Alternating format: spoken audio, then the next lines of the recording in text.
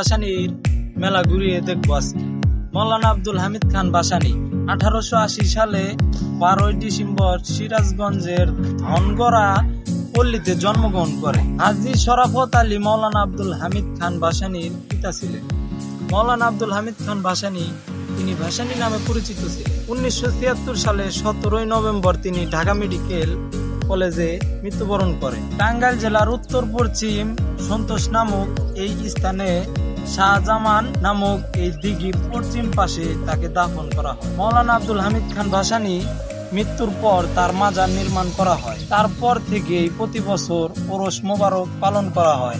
আর আজকে 49তম ওরস মোবারক। আর সেই ওরস কিংবা মেলা আজকে আপনাদের ঘুরিয়ে দেখাবো। ভাসানীর মেলা সবাই তো চেনেন টাঙ্গাইলের মানুষ, বা টাঙ্গাইলের বাইরের যেসব মানুষ আপনারা এই মেলায় আসতে চান, প্রথমে টাঙ্গাইল সদর আসবেন। যে কোনো অটো বা রিক্সা 10 থেকে 20 টাকা গাড়ি ভাড়া লাগবে সন্তোষ বাজারে আসতে। সন্তোষ বাজারে আসলে প্রথমেই এই মেলার বিশালতাটা আপনারা দেখতে পারবেন। হরেক রকমের দোকান এসেছে এই মেলায়। কসমেটিক, বাচ্চাদের খেলনা, নাগরদোলা, নৌকা, ছোট বাচ্চাদের জন্য খেলাধুলা করার এবং কি বড়দের জন্য বক্সিং খেলা, অনেক ধরনের আসবাবপত্র এসেছে। টেবিল, খাট, চেয়ার থেকে শুরু করে নানা ধরনের জিনিসপত্র এসেছে। শাল, চাদর, পাঞ্জাবি, ব্লেজার, কোট, শার্ট। আপনাদের এই মেলায় ঘুরতে চাইলে এখনই চলে আসুন। এইখানে ঘরের শোভা ফুল রাখা আছে ছোট ছোট, আপনারা কিনে ঘরে সুন্দর করে সাজিয়ে রাখতে পারেন। এইগুলা খুব সুন্দর একটি ফুল। তো সামনে দেখতে পাচ্ছেন বাচ্চাদের খেলনা কিনে দিতে পারেন। এবং কি সামনে দেখতে পারতেছেন যে আইসক্রিমের মতো খাইলে পদা মুখ দিয়ে ধুয়ো বের হয়, সেই রকম একটি কেমিক্যাল দিয়ে বানানো। তো এটাও খেয়ে ট্রাই করতে পারেন। এইখানে বাচ্চারা কত আনন্দ উদযাপন করতেছে, আপনারা দেখতেই পারতেছেন। নাগরদোলা ঘুরতেছে।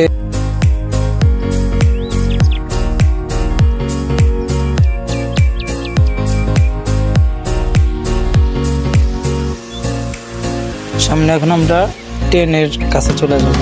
বাচ্চাদের খেলার জন্য ট্রেন চালানো হচ্ছে। আমাদের এখানে আসলে আপনারা অনেক জানিয়ে করতে পারবেন। ছোট্ট অনেক মজা লাগতে পারবে। তো আপনারা দেখতে থাকুন, আমাদের ভিডিও দেখতে থাকুন সাথে সাথে। যে বক্সিং করতে চান এখানে বক্সিং করতে পারেন। আপনারা দেখতে পারতেছেন মৌলানা আব্দুল হামিদ খান ভাসানী বিজ্ঞান ও প্রযুক্তি বিশ্ববিদ্যালয়।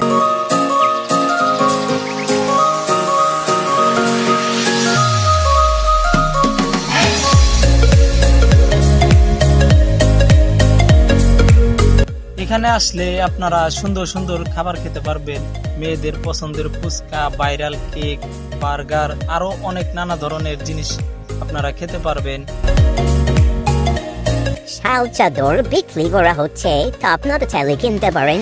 আর এখানে ব্লেজার, কোট, টাই সবকিছু পাওয়া যাচ্ছে। তো আমরা এখন চলে যাব ভাসানীর দরবারে। তো আমরা ভাসানীর গেটের সামনে এখন দাঁড়িয়ে আছি। তো এখন আমরা ভাসানীর দরবারে ঢুকে বললাম। সামনে একটা ছোট্ট ঘর দেখছেন, এটাই যে ভাসানীর দরবারের ভিতরের ঘরের অনুযায়ী এটা বানানো হয়েছে। তো আমরা ইতিমধ্যে ভাসানীর খবরের সামনে দাঁড়িয়ে আছি। তো দেখেন তার খবরটা তার এবং তার স্ত্রীর খবর দুইটা একসাথে এখানে দেওয়া আছে, আপনারা দেখতে পাচ্ছেন। এখন আমরা তার ছোট্ট কুড়ে ঘরে চলে যাব। যে ছোট্ট কুড়ে ঘরটা কেমন আপনাদেরকে দেখাবো। সে একজন কৃষক দলের নেতা ছিলেন। তো তার এখন ছোট্ট কুড়ে ঘরে আমরা চলে যাব। দেখেন কুড়ে ঘরের ভিতরে কি কি আছে।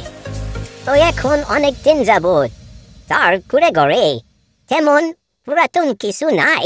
আগে যেভাবে তার কুড়ে ঘরটা তৈরি ছিল সেভাবে এখানে স্মৃতি হিসাবে রাখা আছে। আকৃতি থেকে শুরু করে অনেক জিনিসপত্র এসেছে। তো আপনারা জলদি চলে আসুন এই মেলাটা ঘুরে এবং উপভোগ করে যান।